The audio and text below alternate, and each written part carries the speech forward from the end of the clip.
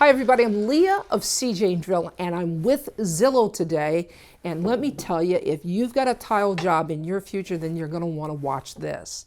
Now today's tile, it's not like the tile of even 10 years ago. You've got different shapes and colors and styles. We have subway tile, we have glass tile, we even have tile today that mimic wood floors. Now, when it comes to cutting these tiles, well, there's a bit of a challenge sometimes. And what I'm going to show you is how to use tools to make certain cuts. So let's start with the first tool. Now the first tool is called a manual tile cutter, and these tile cutters, they're inexpensive, under 20 bucks, and they're readily available in any home improvement store.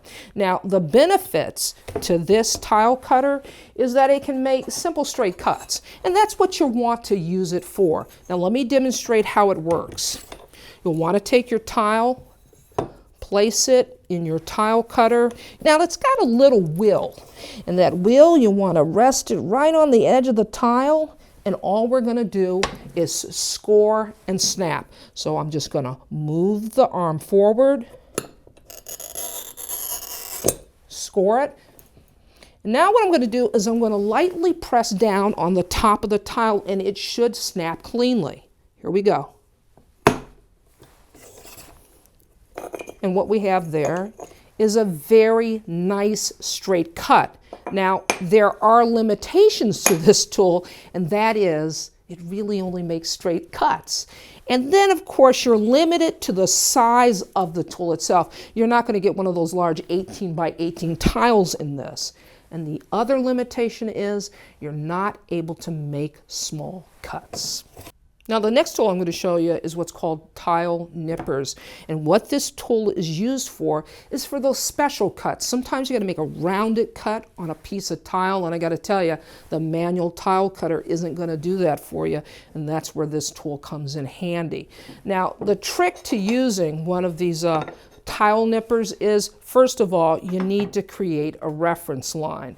And you like to do it with a glass cutter. Now, if you don't have a glass cutter, don't worry about it. You can use a utility knife, and you just want to score a line. Now, before you score that line, you may want to use a grease pencil to mark that reference line before you score it. So what I'm going to do is I'm going to take my glass cutter here, and for demonstration purposes, I'm not going to use a grease pencil. I'm just going to score my line.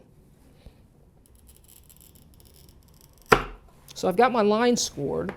I'll want to grab a pair of safety glasses, and I want to put on gloves too before I use the nippers because I don't want to get any glass shards in my eye or in my skin.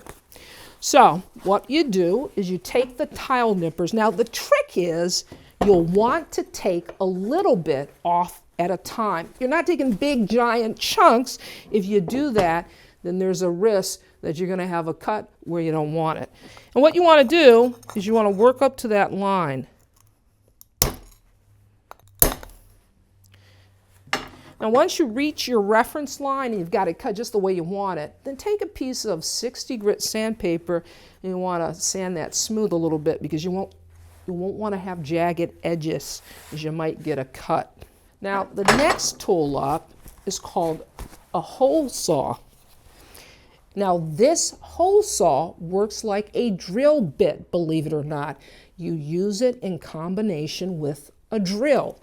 And what it allows you to do is it allows you to cut holes in tile like this tile right here. You know, sometimes you're working in a bathroom and you've got a pipe coming out of the wall. You have to accommodate that pipe. There's no better tool than a hole saw. Just keep in mind that when you use it, keep it lubricated with water while you're making that cut. Now the last tool that I want to show you is the daddy of all tile cutting tools. It's called a wet saw. You don't have to go out and buy one. You can rent one. And you can rent one for about $50 a day. Why are you going to need a wet saw? Well, a wet saw really allows you to make very large cuts. This tile here that's 18 inches by 18 inches, wet saw will have no problem at all. It also makes diagonal cuts, and then the other benefit is It makes tiny cuts, the smallest of cuts. And that's why you'll want to use a wet saw. And I'm going to show you how to use it next. Okay, I've got my wet saw loaded with a piece of tile. But before we make the cut, let me just show you how it works. You have to think of the saw itself as a circular saw. And then below the circular saw is a water basin. The water is fed up through a tube to the blade. And that spray of water keeps that blade nice and cool so you can make that cut. If you notice, the saw blade itself, there are no teeth. And it's designed that way. What you have actually is a diamond grit on the exterior of this blade, and that's what allows you to make the cut. Now, the other thing to be mindful of before you get started, you may want to cut tile in either your garage or, if weather permits, outside, because it throws a little water. Now, I'm going to put on my ear protection because it does get loud. Now, once I hit the switch, one of the things that you want to make certain that you do is you want to make certain that the saw blade goes up to speed. You want it up to speed before you make that cut, and you want to make certain that the tile is backed away from the blade. So let's get started.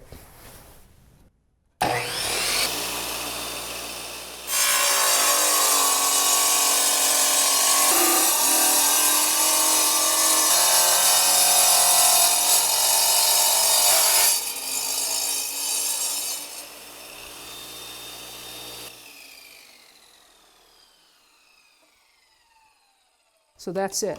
That's our cut. And it was pretty effortless with a wet saw. Now I got to tell you, you're not just limited to cutting straight cuts and on larger pieces. A wet saw is really great for making cuts on tile that they don't rest flat. And also it's good for making cuts on oblong shaped tile. Maybe you need to just take a smidgen off. This is the tool to use.